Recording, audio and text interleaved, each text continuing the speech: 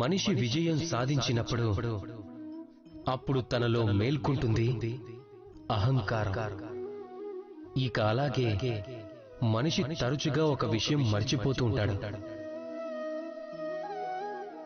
వంగి ఉండటం. ఆలోచిస్తారు, నేను వేరే వారి ముందు ఎందుకు వంగాలి అని. ఇక అలా ఎందుకు అవుతుంది అంటే మనిషి ఒక ముఖ్యమైన విషయం మర్చిపోతాడు. ఈ ప్రపంచంలో, ఈ జీవితంలో ఏదైతే పొందాడో అది తను వంగే పొందాడు. బాల్యంలో నడవటం ఎలా నేర్చుకున్నాడు? ఈ భూమి పైన వంగి పడుతూ లేస్తూ. పెద్దవారి ఆశీస్సులు ఎలా తీసుకుంటాం? వంగి తీసుకుంటాం.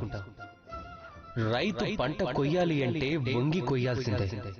కుండ నుంచి తాగటానికి నీళ్లు తీయటానికి మనం వంగి తీరాల్సిందే.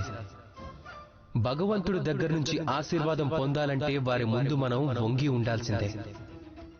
తుఫాను వచ్చినప్పుడు వృక్షాలు సురక్షితంగా ఎలా ఉంటాయి? వంగి.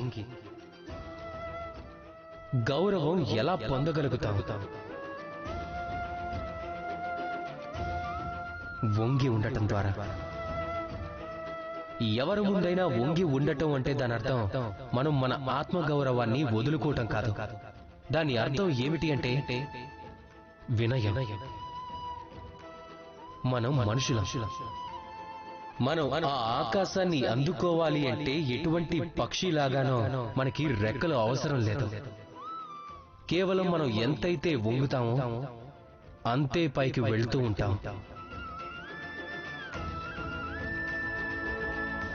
రాధా కృష్ణ.